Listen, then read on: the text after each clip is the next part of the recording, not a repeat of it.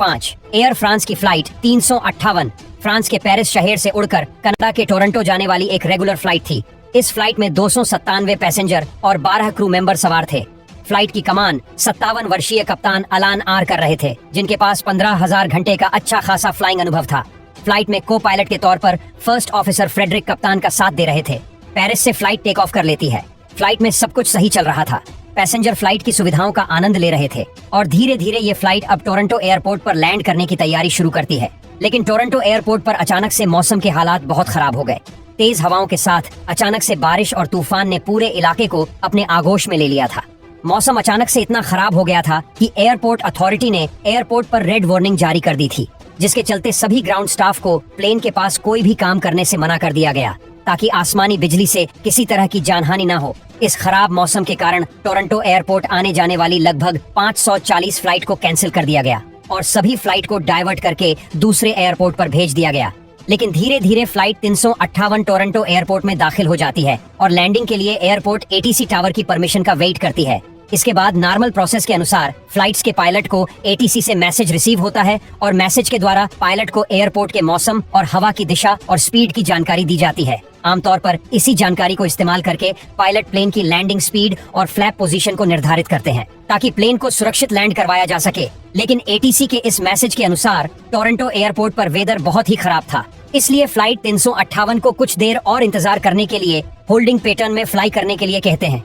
कुछ देर इंतजार करने के बाद आखिरकार एटीसी कंट्रोलर फ्लाइट 358 को रनवे 24 एल पर लैंड करने की इजाजत दे देते हैं।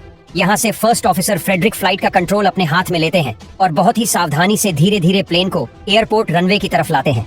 तेज बारिश, तूफान और तेज हवाओं के बीच प्लेन डगमगाते हुए रनवे की तरफ बढ़ता।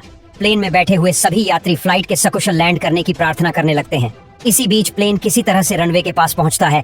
फर्स्ट ऑफिसर लैंडिंग की तैयारी करते हुए फ्लैप पोजीशन को सेट करते हैं और लैंडिंग गियर्स को डाउन कर देता है। प्लेन अब रनवे से कुछ ही क्षणों की दूरी पर है और तभी प्लेन को पूरी तरह से मैनुअल कंट्रोल में लेने के लिए फर्स्ट ऑफिसर ऑटो लैंडिंग और ऑटो थ्रोटल मोड को ऑफ कर देते हैं। अब रनवे के बिल्कुल सामने पहुंचकर पायलट आखिरी बार एटीसी से अनुमति मांगते हैं।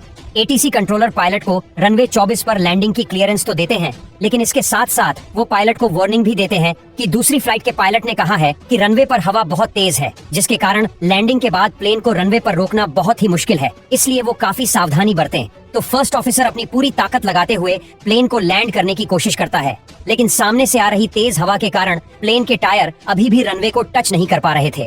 रनवे को खत्म होता देख कप्तान फर्स्ट ऑफिसर से प्लेन को जल्दी से लैंड करने के लिए कहता है और अब तक आधे से ज्यादा रनवे खत्म हो चुका था। कप्तान फिर से चिल्लाता है कि प्लेन को लैंड करो और आखिरकार गीले रनवे पर प्लेन के टायर टच करते हैं। तेज तूफान के बीच हवा में लहराता हुआ प्लेन रनवे पर लैंड तो हो गया, लेकिन 160 किलोमीटर की स्पीड से प्लेन अभी भी रनवे पर दौड़ रहा था। इतने खराब मौसम और रनवे पर इतनी आगे आकर लैंड करने की टेंशन में पायलट सही समय पर इमरजेंसी ब्रेक भी नहीं लगा पाए। तेजी से दौड़ता हुआ प्लेन देखते ही देखते रनवे की बाउंड्री को तोड़ता हुआ एयरपोर्ट के सामने बनी खाई में गिर जाता है। खाई में गिरते ही प्लेन के विंग्स से लीक होते हुए फ्यूल में आग लग जाती है और प्लेन के रुकते ही केबिन क्रू अपने होश संभालते हुए तुरंत प्लेन का इमरजेंसी दरवाजा खोलने की कोशिश करते हैं, पर बदकिस्मती से प्लेन के इमरजेंसी दरवाजे में लगे स्लाइड खुल नहीं पाते और बहुत सारे पैसेंजर को दरवाजे से ही छलांग लगाकर अपनी जान बचानी पड़ती है।